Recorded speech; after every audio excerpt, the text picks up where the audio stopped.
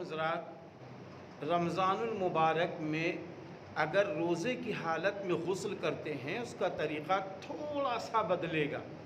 دیکھیے، غسل میں 3 فرائض ہیں۔ نمبر 1 کلی کرنا، اور روزے سے نہیں ہے تو غرارہ بھی کریں گے۔ ہاں، اور اگر روزے سے ہیں تو غرارہ نہیں کریں گے، غرارہ نہیں کریں گے۔ نمبر 2 ناک میں پانی ڈالنا،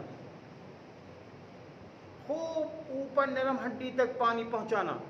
لیکن اگر روزے سے ہیں تو ناک کی نرم ہڈی تک پانی نہیں پہنچائیں گے، نہیں پہنچائیں گے۔